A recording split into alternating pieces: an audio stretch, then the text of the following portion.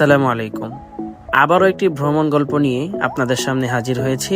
আমি ওয়ালিউজ্জামান আশিক। আমাদের আজকের গন্তব্য বান্দরবান দেবতাখুম। আমাদের যাত্রাটি শুরু হয়েছিল ঢাকার এয়ারপোর্ট রেলওয়ে স্টেশন থেকে। আমরা 3 ঘন্টা ওয়েটিং করার পরে আমরা ট্রেনটা পাইছি।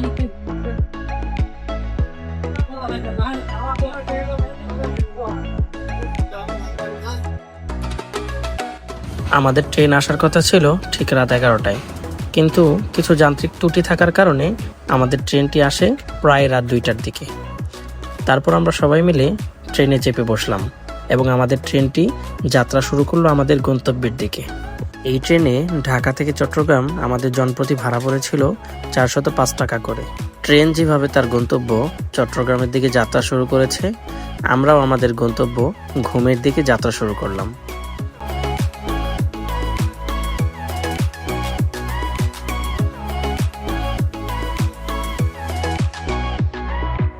ঘুম থেকে উঠেই বৃষ্টিমুখর একটি সুন্দর সকাল দেখতে দেখতে আমরা চলে এলাম চট্টগ্রাম রেলওয়ে স্টেশনে।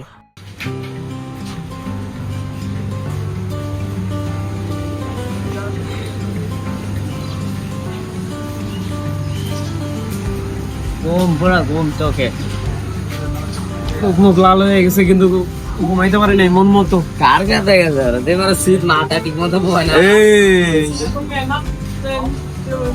এরপর আমরা এদিক সেদিক তাকিয়ে খুঁজতে লাগলাম কেরানীর হাট যাওয়ার সবচেয়ে সহজ উপায় কি।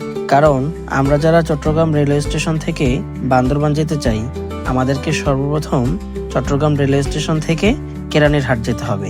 এরপর আমরা স্টেশন থেকে বের হয়ে একটি রিক্সা নিয়ে চট্টগ্রাম নতুন ব্রিজের দিকে রওনা করলাম।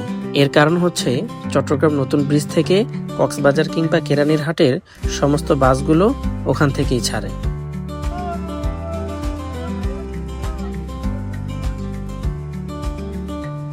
এখন আমরা চলে এসেছি নতুন ব্রিজ।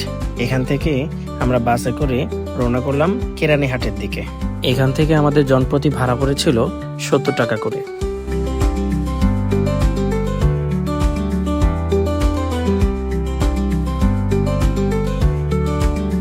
এই হচ্ছে কেরানীর হাট বাস টার্মিনাল। এখান থেকে আপনারা যেতে পারবেন বান্দরবান, কিংবা বান্দরবান থেকে যারা কক্সবাজার কিংবা ঢাকা যেতে চান, এখান থেকে আপনারা বাসে করে যেতে পারবেন কক্সবাজার কিংবা ঢাকা। এরপর আমরা পার পারসন 50 টাকা করে ভাড়া দিয়ে টুক করে বাসে উঠে পড়লাম বান্দরবান যাবার জন্য।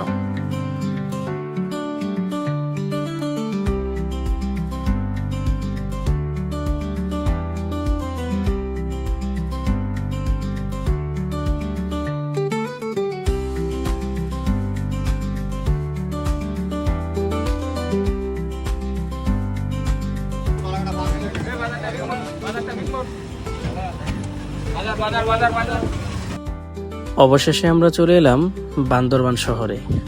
বান্দরবান শহরে এসেই আমরা ফ্রেশ হয়ে বিআই বাড়ি রেস্টুরেন্টে আমাদের সকালের নাস্তাটা সেরে নিলাম। তারপর আমরা সকালের নাস্তা শেষ করেই পাহাড়ের উপরে একটি রিসোর্টে থাকার জন্য একটি সিএনজি রিজার্ভ করে নিলাম। আর হচ্ছে আমাদের এই মেঘলা, নীলাচল, রূপালীজানা তিনটাই করলে 1000 টাকা। তারপর হচ্ছে শুরু থেকে কোন যাবতকুম গেলে আপ ডাউনে সারাদিন গাড়িটা 2500 টাকা। তারপর হচ্ছে 2500 টাকা হলে আপনার আপ ডাউন সারাদিন? হ্যাঁ, সারাদিন ওখানে যতক্ষণ টাইম লাগে আর কি। যদি রাত 8টাও বেজে যায়, গাড়ি থাকবে ওখানে। মানে ওখানে আপনাদের ঘোরা শেষ হয় না। বুঝতে পারছি, যতক্ষণ আমরা ওখানে ঘুরবো ততক্ষণ আপনি ওখানে থাকবেন। আপনারা তো ভিতরে চলে যাবেন, আমরা বাইরে থাকবো। আচ্ছা। আর এমনি এইদিকে নীলগিরি, চিম্বুক, শৈলপ্রপাত, টাইটানিক বে, ডাবল লাইন ভিউ, এটাও সারাদিনের জন্য 2500 টাকা। সারাদিন 2500 টাকা? ও, মানে নীলগিরি, নীলাচল, শৈলপ্রপাত, ঝর্ণা। নীলগিরি আপনার double hand, Chimbuk, Shoilopropat, Titanic view, এগুলো ডাবল হ্যান্ড ভিউ কত? 2500 টাকা টোটাল 5টা। আর আরেকটা আছে ওই যে আপনার এদিকে মেঘলা, নীলাচল, রূপালীজানা, এগুলো হচ্ছে 1000। আর হচ্ছে আপনার এই যাবতকুম 2500 টাকা। ও আচ্ছা আচ্ছা, ঠিক আছে। এরপর আমরা মাত্র 300 টাকার বিনিময়ে এই সিএনজিটি ভাড়া করে নিলাম পাহাড়ে যাবার জন্য, যেখানে আমরা একটি রিসোর্ট ভাড়া নিয়ে থাকবো।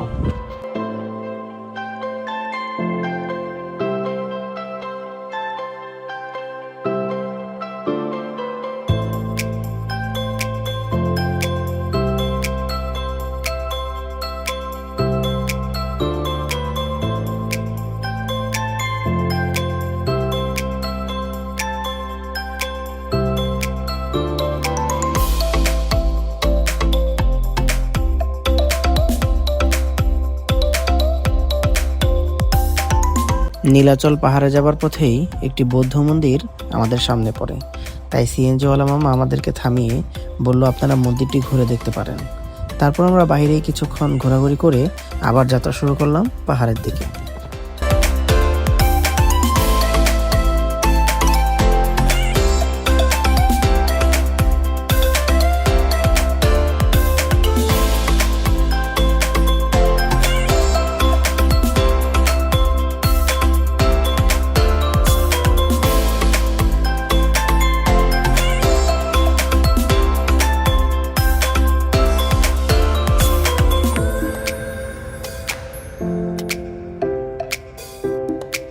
দর্শক, আপনাদেরকে সুন্দর একটা জিনিস দেখাচ্ছি। দেখেন, প্রথমত এই দেখেন আল্লাহর সৃষ্টি মেঘ। আমরা অনেকটা উপরে, আরো উপরে যাব, প্রায় 1600 ফিট উপরে। তবে এখানে আমাদের যে গাইড ভাই আছে মুর্শিদ ভাই, উনি আমাদেরকে বললো ওনাদের বান্দরবনের যে বিশ্ববিদ্যালয়, আপনাদেরকে দেখাই জুম করে দেখেন।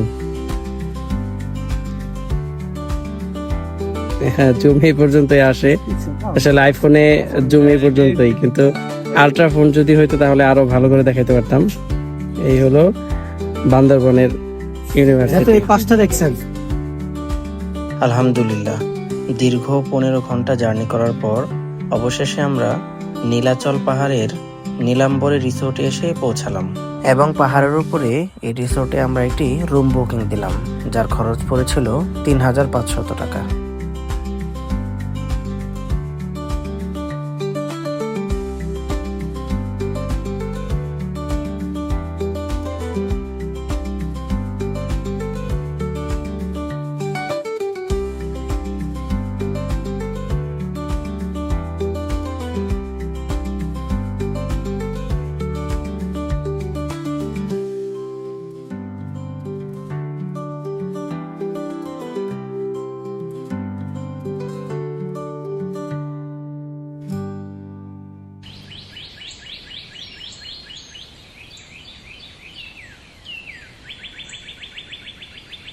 এরপর আমরা রুমের ভেতরে ফ্রেশ হয়ে রুম থেকে বেরিয়ে পড়লাম বাইরে ঘোরাফেরা করার জন্য। আপনারা দেখতে পারতেছেন যে আমরা ঠিক কতটা নিচ থেকে উপরের দিকে যাচ্ছি, এটা আপনাদেরকে দেখাই। দেখেন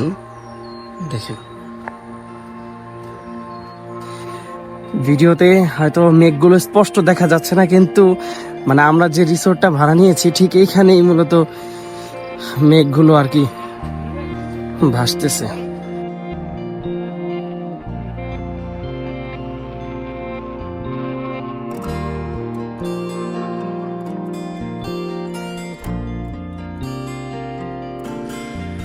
দেখেন কত নিচে আমরা কত উপরে আছি আর জায়গাটা কত নিচে। আসসালামু আলাইকুম দর্শক, আপনাদেরকে অসাধারণ অমায়িক একটা জিনিস দেখাবো। আসলে এটা উপভোগ করার মতো। আসলে এটা যারা এখানে না আসবে তারা ওই ফোনে দেখে কখনো উপভোগ করা যায় না। তারপর আপনাদেরকে একটু উপভোগ করাবো। চলেন বাইরে যাই।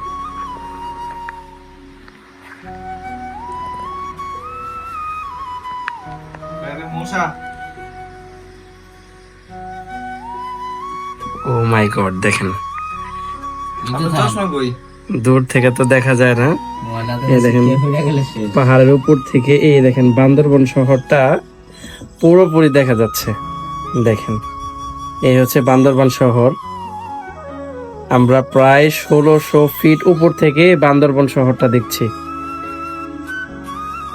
আপনাদেরকে আরেকটা কথা বলে রাখি, আমরা যে পাহাড়ের রিসোর্টে ছিলাম, এই রিসোর্টের যে রেস্টুরেন্ট, এখানের খাবারের মূল্য বান্দরবান শহরের খাবারের মূল্য চাইতে প্রায় 3 গুণ বেশি। এজন্য আপনারা যারা পাহাড়ে এসে থাকতে চান তারা অবশ্যই এই বিষয়টা খেয়াল করে আসবেন। এই দেখেন আমাদের এসএস স্কোয়াডের টিম মেম্বার। कैसे हो? এই যে আমাদের শাহিন ভাই। चीकू नाली और पे क्या चाहो और पे माजे मजाक करो। সারা রাতের ঘুম শেষ করে সকাল সকাল এরকম একটা দৃশ্য যখন চোখের সামনে ভেসে ওঠে, তখন আসলে বলবার মতো আর কোনো ভাষা থাকে না। ঠিক এইটা দেখার জন্যই আমরা এখানে এসেছি। আল্লাহ তাআলার কি অপরূপ সৃষ্টি। এই মেঘ দেখার জন্য আমরা এই রিসোর্টটা ভাড়া নিয়েছিলাম, শুধু এই মেঘ দেখার জন্য। কারণ আমরা যদি আমরা বান্দরবান রিসোর্ট নিতাম বা বান্দরবানে হোটেল নিতাম তাহলে আমরা খুব অল্প খরচে রিসোর্ট নিতে পারতাম, কিন্তু আমরা এইখানে আসছি শুধু এই মেঘটা উপভোগ করার জন্য, যার কারণে এখানে আমাদের 3500 টাকা দিয়ে এইটা রিসোর্টটা ভাড়া নিতে হয় শুধু এই সকালের এই মেঘটা দেখার জন্য। যদি আপনারা এই নীলাচলের এই মেঘটা উপভোগ করতে চান, যদি মনে করেন যে আপনারা সাজেকের ফিল নিতে চান, তাহলে অবশ্যই এইখানে আসবেন এবং এই রিসোর্টটা ভাড়া নিয়ে এরকম একটা পরিবেশ উপভোগ করবেন।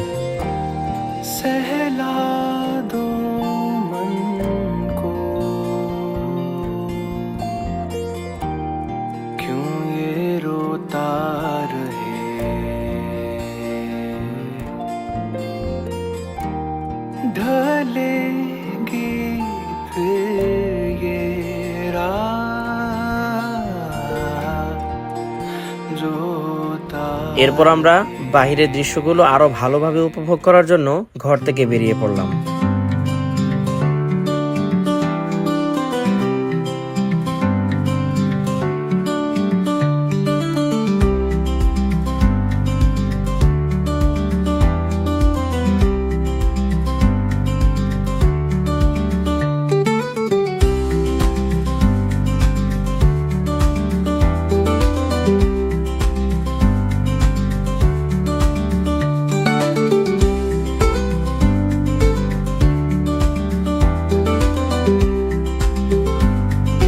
এরপর আমরা ঘোরাঘুরি শেষ করে রুমে এসে ফ্রেশ হয়ে ব্যাগপত্র গুছিয়ে রওনা হলাম দেবতাখুমের উদ্দেশ্যে। আর আমাদের ইচ্ছে ছিল যে আমরা দেবতাখুম গিয়েই সকালে নাস্তাটা সেরে নিব, তাই আমরা সকাল সকালই বেরিয়ে পড়লাম দেবতাখুমের উদ্দেশ্যে।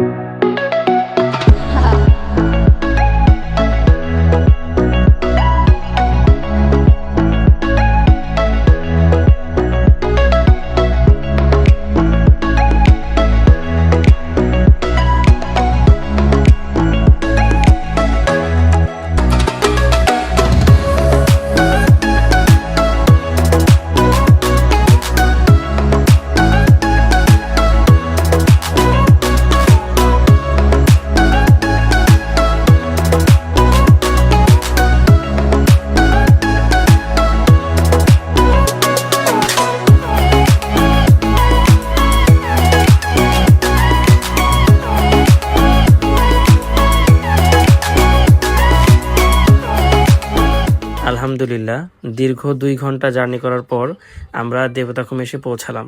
এখানে আমাদের 1000 টাকার বিনিময়ে একটি গার্ড নিতে হয়েছে এবং একটি ফর্ম পূরণ করতে হয়েছে 50 টাকার বিনিময়ে, এবং এখানে আমাদের প্রত্যেকের 1 কপি করে ভোটার আইডির ফটোকপি জমা দিতে হয়েছে। অবশ্যই এই কাজগুলো আমাদের করতে হয়নি, আমরা যে গাইড নিয়েছিলাম এই গাইড ভাই আমাদেরকে সব কাজ করে দিয়েছে। সব কাজ শেষ করার পর আমরা চলে এলাম হোটেলে নাস্তা করবার জন্য, এবং আমরা দুপুরে এসে কি খাবো সেটা অর্ডার দিয়ে গেলাম এখান থেকেই।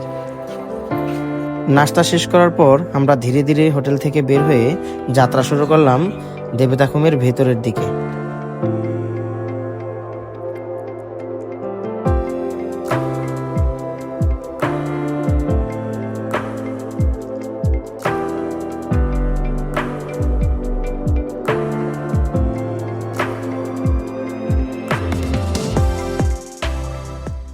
আমরা এখন এই যে এইখানে ঠিক এই দেখেন, আমরা এইখানটাতে সবাই সিএনজি রেখে আমরা এখন এখান থেকে হেঁটে হেঁটে যাব ঠিক এইখানটাতে। এই দেখেন রাস্তার কি অবস্থা। This is my new iPhone. ওখানে টাকা লাগবে, সমস্যা নাই। কত করে? ওকে। ও ওখানে আমাদের গেলে 200 টাকা করে লাগবে। ওই যে আমাদের গাইড উনি হচ্ছে আমাদের গাইড, ওখানে দাঁড়িয়ে আছে। হ্যাঁ, ওখানে আমাদের 200 করে লাগবে। ভাই বলতেছে আপনারা 200 করে টাকা নিয়ে নিন। আসেন। এই যে আমরা এখন সিএনজি কে বিদায় করে দিলাম। এখন আমরা ধীরে ধীরে আমাদের পাহাড়ের গিরিপথ দিয়ে যাওয়া শুরু করব। দেখেন রাস্তার কি অবস্থা, দৌড় দিয়ে নামতে হচ্ছে এদিক দিয়ে। এদিক দিয়ে নামাও যতটা কষ্ট, ওঠাও তেমন কষ্ট।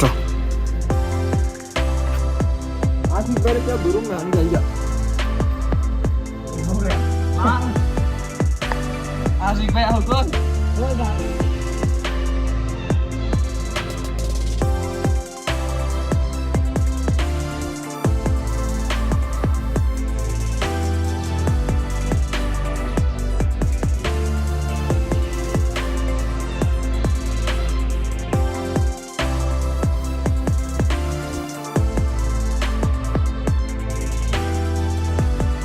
পাহাড়ের আঁকাবাঁকা পথে আমরা হাঁটতে শুরু করলাম। এই পথ প্রায় অনেকটা লম্বা, প্রায় আধা ঘন্টা থেকে 40 মিনিট পথ আমাদের হাঁটতে হবে। প্রথম অবস্থাতে পাকা রাস্তা থাকলেও পরবর্তীতে আমাদের পাহাড়ের অলিগলি দিয়ে আমাদের হেঁটে হেঁটে যেতে হয় দেবতাখুমের সৌন্দর্য দেখার জন্য।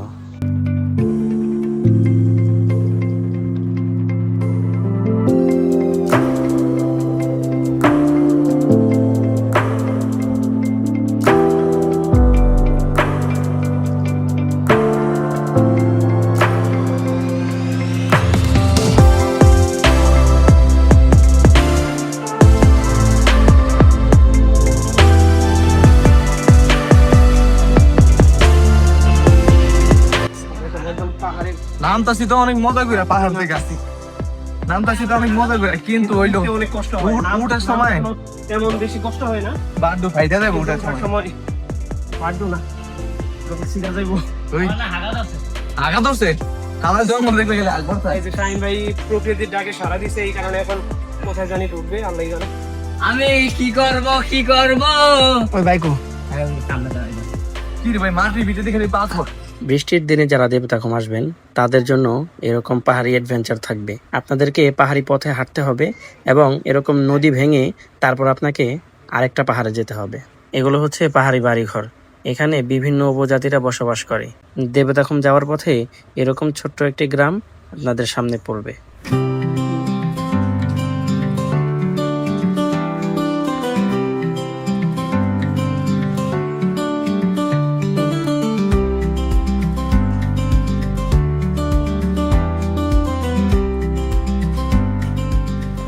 দর্শক, আমরা দেবতাখুমের উদ্দেশ্যে আমরা এই পর্যন্ত আসছি। এটা হলো আপনার দেবতাখুমের এখানে একটা ছোট্ট একটা গিরিপথ আছে, মানে নদীপথ। এটা নৌকা দিয়ে পার হইতে হয় এবং তাদের লাইফ জ্যাকেট থাকে, আরো বিভিন্ন লাঠি থাকে, আর বিভিন্ন বিষয়াদি থাকে। তো এখানে সিস্টেম হলো যে এখানে 200 টাকা করে ফি দিতে হয়।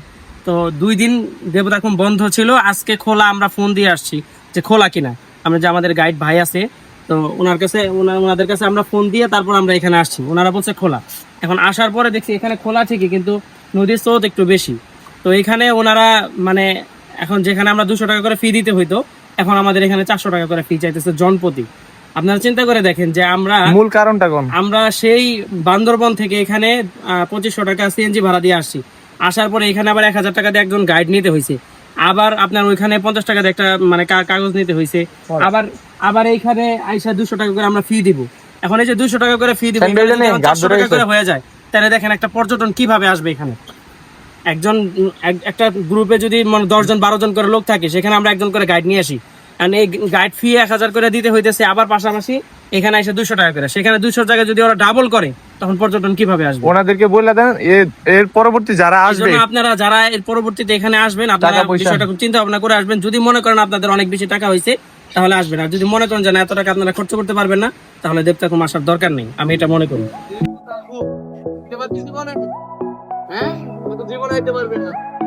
পারবো না,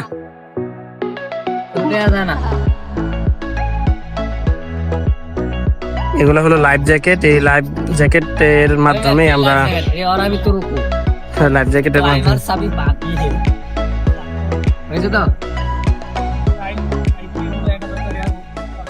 আমরা সবাই এখন আমাদের প্রত্যেকে লাইফ জ্যাকেট নিয়ে আমরা দেবতাখুমের ভেতরের দিকে যাচ্ছি।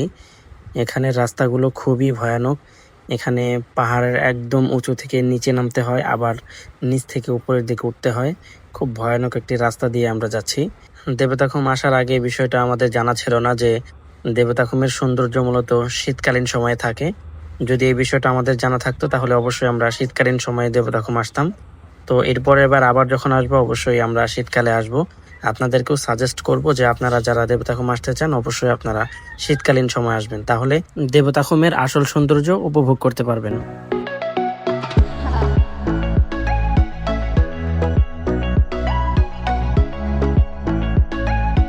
এখানে আমরা সবাই মিলে নৌকার জন্য অপেক্ষা করছি। শীতকালীন সময় হলে এখান দিয়ে আমরা হেঁটে হেঁটেই নৌকা পর্যন্ত পৌঁছাতে পারতাম, কিন্তু যেহেতু বর্ষাকাল সেক্ষেত্রে আমাদেরকে এখান থেকে নৌকা দিয়ে যেতে হবে দেবতাখুমের ভেতরের দিকে।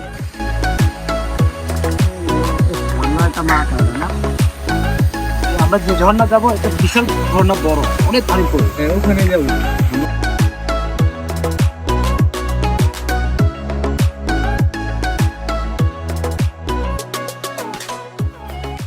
দীর্ঘ প্রতীক্ষা এবং কষ্টের পর আমরা অবশেষে দেবতাখুমের ভেতরের দিকে প্রবেশ করছি। মনে মনে এক প্রশান্তি কাজ করছে। তখনই আল্লাহ তাআলা শুকরিয়া আদায় করলাম এবং মনে মনে বলতে থাকলাম, হে আল্লাহ, আপনার কত অপরূপ সৃষ্টি, যা আমরা দেবতাখুম না আসলে দেখতেই পারতাম না।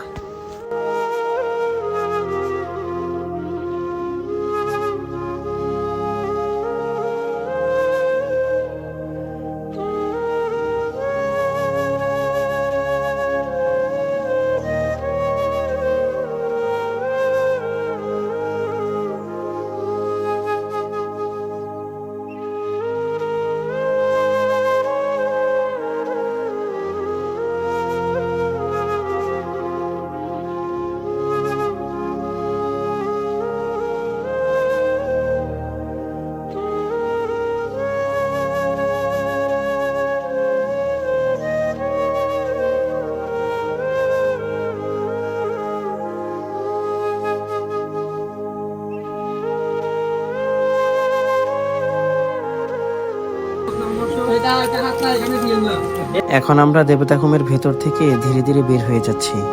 এরপর আমরা যাব দেবতাখুমের গহীনে একটি অপরূপ ঝর্ণা দেখতে, যেখানে গিয়ে আমরা গোসল করব। চলুন তাহলে আপনাদেরকে এখন ঝর্ণার কাছে নিয়ে যাই।